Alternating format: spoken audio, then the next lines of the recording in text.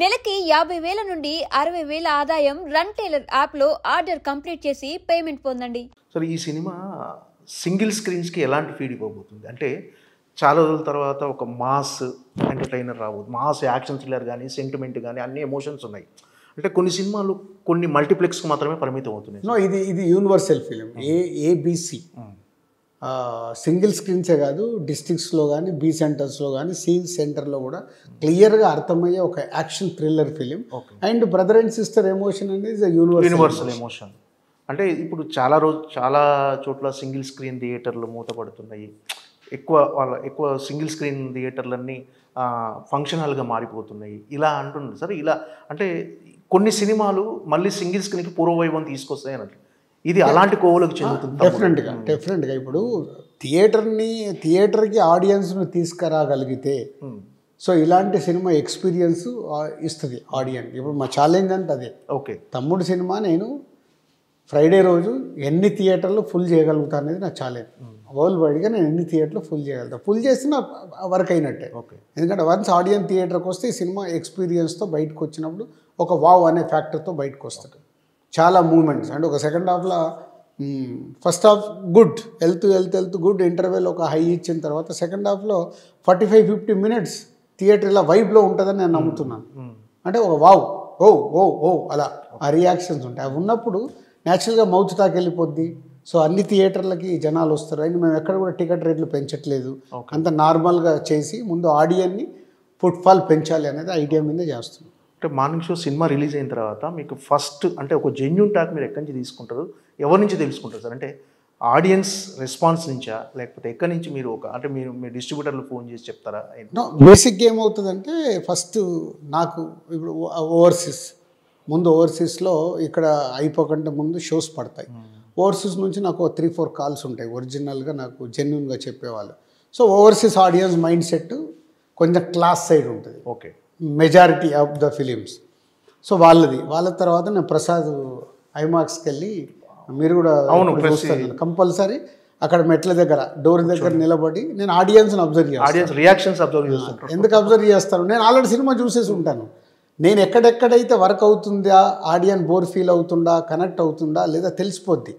So ఆ అనాలిసిస్తోనే నాకు అర్థమైపోద్ది. ఓకే, వర్క్ అవుతుంది, వర్క్ అవ్వట్లేదు. వర్క్ అయిందనుకో బయటికి రాగానే సార్ సినిమా సూపర్ అంటారు.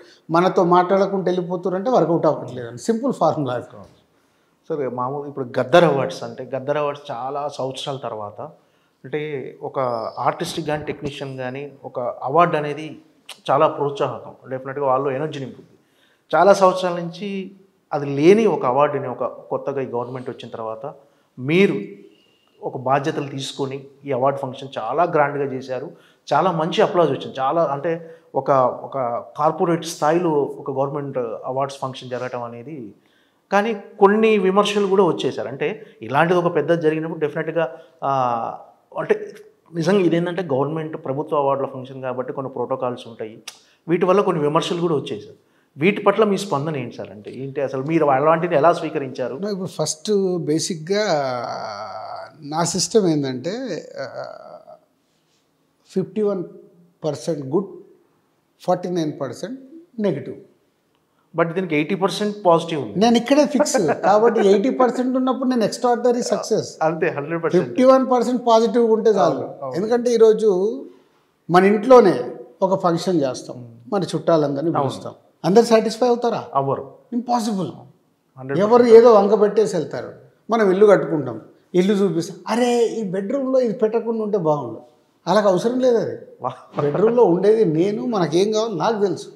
కానీ ఏదో ఒకటి విమర్శ లేనిది నువ్వు ఏది చేయలేవు సొసైటీలో. ఓకే, విమర్శ లేకుండా ఏది జరగదు. సో అప్పుడు నేను ఫిక్స్. ఓకే, మనం ఒక పని చేస్తున్నామంటే 51% దీని మీద పాజిటివ్ ఉంటే నేను సక్సెస్. ఓకే, 49% పాజిటివ్ ఉందంటే నేను ఫెయిల్. 50-50 ఉంటే నేను 2% డిఫరెన్స్ అంతే దానికి దీనికి. అంతే 50-50 ఉంటే ఓకే సేఫ్. ఓకే, ఈ ఫార్ములా దాంట్లో ఇప్పుడు 80% వచ్చినప్పుడు అది ఎక్స్ట్రాడినరీ సక్సెస్. విమర్శ లేకుంటే ఎలా ఉంటుంది? విమర్శ ఉండాల్సిందే. ఇప్పుడు సినిమా ఇప్పుడు ఇన్ని సినిమాలు రిలీజ్ అయినాయి, ఇంతమంది ఉన్నారు, అవార్డు వచ్చిన వాళ్ళు ఒకలాగా ఉంటారు, అవార్డు రాని వాళ్ళు ఒకలాగా ఉంటారు. అవార్డు రాని వాళ్ళ దగ్గరికి వెళ్ళి ఏదో ఒక స్టోన్ పడుతూనే ఉంటుంది, అది common. And after 14 years award జరిగాయి. అవార్డు జరిగినప్పుడు విమర్శ లేకుంటే ఎలా ఉంటుంది? ఎప్పుడు లేని విధంగా ఒక ఈవెంట్ చేసాం, అవార్డు ఫంక్షన్ చేసాం గవర్నమెంట్ది. ఇవాళ ఆల్ ఇండియాలో నాకు తెలిసి ఎప్పుడు ఇలాంటిది ఒక గవర్నమెంట్ ఈవెంట్ జరగలే, చేసాం. వావ్ అన్నారుగా, సూపర్, అందరూ చాలా బాగుంది అన్నారు. సో అయిపోయింది. కానీ అంటే అవార్డ్స్ ఫంక్షన్ ముగిసిన తర్వాత కూడా మీరు అదే అందరూ రావాలి అవార్డ్ ఫంక్షన్, కానీ దాన్ని కూడా కొంచెం వక్రీకరించి వెళ్ళిపోయింది సార్. అంటే నా ఉద్దేశం నాట్ ఓన్లీ అవార్డ్ ఫంక్షన్, ఆ రోజు అవార్డ్స్ స్వీకరించడానికి ఒకటి ప్రభుత్వాలు పిలిచినప్పుడు రావాలి. అంటే అదే రోజు సీఎం చంద్రబాబు నాయుడు గారిది 4 o'clock అపాయింట్మెంట్ ఉంటే ఇండస్ట్రీది షూటింగ్లలో ఉండి చాలామంది రావట్లేదంటే క్యాన్సిల్ చేశారనే న్యూస్ బయటకి ఇచ్చారు. ఓకే. సో ఇది అవార్డుకి 14 సంవత్సరాల తర్వాత తెలంగాణ గవర్నమెంట్లో అవార్డు ఫంక్షన్ జరిగితే చాలామంది కారణాలు ఏదైనా కావచ్చు. 2024కు అందరు వచ్చారు. So 2024 is important. 2024 ఎవ్వరు మిస్ అవ్వకుండా అందరు వచ్చారు, ఎక్సెప్ట్ తుల్కర్ గారు ఒకరు, వాళ్ళ ఫ్యామిలీలో ఎవరు ఎక్స్పైర్ అవుతే ఆయన రాలేననేది ముందు కమ్యూనికేట్ చేశారు, అందరు వచ్చారు. అంతకుముందు 10 yearsలలో ఆన్ అండ్ ఆఫ్ ఉంది. పోతే అది నేను స్వీకరించాలి. ఆ 10 yearsది ఇస్ ఎ బోనస్. ఆ 10 సంవత్సరాల అవార్డ్స్ ఇచ్చిన just is a bonus. Telangana form అయిన తర్వాత గ్యాప్ రాకుండా ఉండాలనే ఉద్దేశంతో ఒకసారి డిస్కషన్లో ఒక సినిమాకు ఎవ్రీ ఇయర్ ఒక సినిమా అవార్డు అనుకో, లేదు 3 సినిమాలని జ్యూరీ లేట్ చేయమంటే అది చేస్తాం. It's a clean jury. పోతే దాంట్లో కొన్ని విమర్శలు, అరే ఈ సినిమా కాదు అలా వచ్చండి, వాళ్ళు 100 లెక్కలేసుకునే చేస్తారు జ్యూరీ. ఎందుకు ఇవ్వాలి ఎందుకు ఇవ్వకూడదు వాళ్ళకు దాంట్లో ఉంటారు. సీఎం గారు కానీ గవర్నమెంట్ నుంచి కానీ ఎఫ్డీస్ నుంచి నేను చైర్మన్గా కానీ ఎక్కడ ఇన్వాల్వ్మెంట్ లేదు. జ్యూరీ ఏది ఫైనల్ చేస్తే అది ఇచ్చాం. సో 2024కు 100% అటెండెన్స్ ఉంది. So success. So AP visit కూడా చాలామంది షూటింగ్ ఉందని క్యాన్సిల్ చేస్తే నాకు అది ఎందుకో అంటే డిప్యూటీ సీఎం గారు 1 year అయింది ఇక్కడ గవర్నమెంట్ ఫామ్ అయ్యి, ఇండస్ట్రీ నుంచి చంద్రబాబు గారిని సీఎం గారిని ఎవరు కలవలేదు అని వాళ్ళ ఆఫీస్ నుంచి ఒక స్టేట్మెంట్ వచ్చినప్పుడు, సీఎం గారు అపాయింట్మెంట్ ఇచ్చి పిలిచినప్పుడు అన్ని పనులు మనం వదిలేసుకొని వెళ్ళాలి కంపల్సరీ. అలాగే రేపు అక్కడ అవార్డ్స్ ఉంటాయి అనుకుంటున్నాను, అక్కడ కూడా నంది అవార్డ్స్ పెడతారు. పెట్టినప్పుడు ఇప్పటి నుంచే నంది అవార్డ్స్ అనౌన్స్ అయితే ఈవెంట్ ఎప్పుడు అందరు షూటింగులు క్లోజ్ చేసుకొని వెళ్ళాలి. ఆ ఉద్దేశం నాది. దాన్ని వేరేలా ఇప్పుడు అదే నా పాయింట్ ఆఫ్ వ్యూ ఒకలాగా ఉంటే ఎవరు ఎలా అర్థం చేసుకుని అలా రాసేసి ఉంటారు. అదే నేను ఎప్పుడు ఐ డోంట్ కేర్ అంటాను. అంటే అవన్నీ పట్టించుకుంటూ వెళ్తే మనం ముందుకెళ్ళలేము. మనం ఏ పని చేసినా మన మీద ఒక స్టోన్ పడకుంటే అది వరకే కాదు, స్టోన్ పడాల్సిందే. దాంట్లో కొన్ని ఫ్లవర్స్ పడతాయి, కొన్ని స్టోన్స్ పడతాయి. ఫ్లవర్స్ తీసుకున్నప్పుడు స్టోన్స్ కూడా తీసుకోవాలి. దిల్ రాజు అనేది busiest producer in Tollywood sir. కానీ ఇంత బిజీగా ఉన్న మీరు ఎఫ్డీసీ చైర్మన్గా ఆ బాధ్యత తీసుకోమన్నప్పుడు అరే తలకు మించిన భారంలో ఆల్రెడీ మీరు ఎలా అంటే దాన్ని ఒప్పుకోవడానికి రీజన్ ఏంటి సార్? అంటే నిజంగా మీరున్న బిజీలో దానికి టైం కేటాయించడం అనేది డెఫినెట్గా ఒక ఛాలెంజింగ్. అంటే యాక్చువల్ సీఎం రేవంత్ రెడ్డి గారు నాకు అడిగిన తర్వాత నేను చాలా రోజులు చిన్న పాజ్లోనే ఉన్నాను. ఓకే. ఇవన్నీ ఆలోచించుకోవటానికి రైటా రాంగా, ఇది పొలిటికల్ యాంగిలా.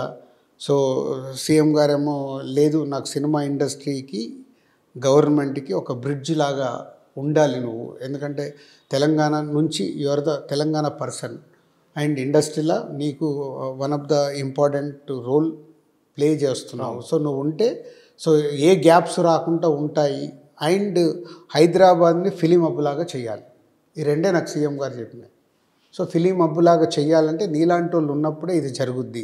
లాస్ట్ తెలంగాణ వచ్చి 10 సంవత్సరాలు అయిపోయింది. అంతకుముందు ఒక 2-3 years నుంచి ఎఫ్డీసీ అనేది ఎలాంటి మూమెంట్స్ కార్యక్రమాలు జరగలేదు, టోటల్ డెడ్గా ఉంది. సో రిక్వైర్డ్ అంటే ఒక 2 months టైం తీసుకొని మళ్ళీ డిప్యూటీ సీఎం గారు ఒకరోజు పిలిచి ఏమైంది 2 నెలలు అవుతుంది సీఎం గారు నీకు చెప్పి నువ్వు అలా ఉంటే లేదు నువ్వు ఉండాల్సింది మా అది ఉద్దేశం ఇదని డిప్యూటీ సీఎం గారు అలాగే మళ్ళీ కోమటిరెడ్డి వెంకటరెడ్డి గారు మళ్ళీ పిలిచి వాళ్ళు ఇద్దరు మాట్లాడితే అప్పుడు నేను ఓకే చెప్పడం జరిగింది. ఇక అక్కడి నుంచి నేను టైం డిజైన్ చేసుకుంటూ టీముని అక్కడ ప్రాపర్గా పెడుతూ నేను నా ఆఫీస్ నుంచి కూడా టీముని ఇన్వాల్వ్ చేసి వర్క్స్ ఏది ఆగకుండా ఇప్పుడు ఈవెంట్ ఫస్ట్ ఈ Telangana Gaddar film awards first focus చేసాం. తర్వాత చిల్డ్రన్స్ ఫిలిం మళ్ళీ హైదరాబాద్లో ఎలా చేయాలనేది వర్కౌట్ చేస్తున్నాం. అలాగే సీఎం గారు అండ్ గవర్నమెంట్ చూస్తున్న ఫిలిం హబ్ ఎలా క్రియేట్ చేయొచ్చు అనేది చూస్తాం. అంటే నాకు దిల్ రాజు అనే వ్యక్తి, నేను మీ దిల్ సినిమా దగ్గర నుంచి మీతో చూస్తున్నాను సార్, ట్రావెల్ అవుతున్నాను. నాకు ఇప్పుడు ఒక వింటేజ్ దిల్ రాజు గారిని కోరుకుంటే, అంటే ఆ టైంలో దిల్ రాజు గారు అంటే కొత్త కథలు వింటూ కొత్త టాలెంట్ని ప్రోత్సహిస్తూ అలా కోరుకుంటున్నాను సార్. మళ్ళీ వింటేజ్ దిల్ రాజు, కొత్త సినిమాలు, కొత్త కథలు. ఎస్, ఇప్పుడు నెక్స్ట్ సాటర్డే రోజు దిల్ రాజు డ్రీమ్స్ అనేది వెబ్సైట్ లాంచ్ చేస్తున్నాం. దాని గురించే సార్. సో నన్ను నేను అప్గ్రేడ్ చేసుకోవడం. ఒక 22 years బ్యాక్ నేను స్టార్ట్ అయినప్పుడు నాకు కొత్త దర్శకులతో, కొత్త వాళ్ళతో చాలా ఫ్రెండ్లీగా ఉంటూ అందరు కొత్త దర్శకులు ఒక 10 మంది 12 మందిని ఇప్పటికి ఇంట్రడ్యూస్ చేసాం అవుట్ ఆఫ్ 60 ఫిలిమ్స్లో. So Dil Raju dreams total కొత్త వాళ్ళ కోసమే, సినిమా ఇండస్ట్రీలోకి రావాలనుకునే కొత్త వాళ్ళ కోసమే ప్లాట్ఫామ్ క్రియేట్ చేసి వర్క్ స్టార్ట్ అయింది. టోటల్ 1.5 year నుంచి వర్క్ చేస్తున్నాను. అయిపోయింది. ఈ 28th లాంచ్ అయిన తర్వాత డెఫినెట్గా ఇయర్లీ మినిమం 5-6 కొత్త దర్శకుల్ని ఇంట్రడ్యూస్ చేయడానికి అవకాశం ఉంది మాకు.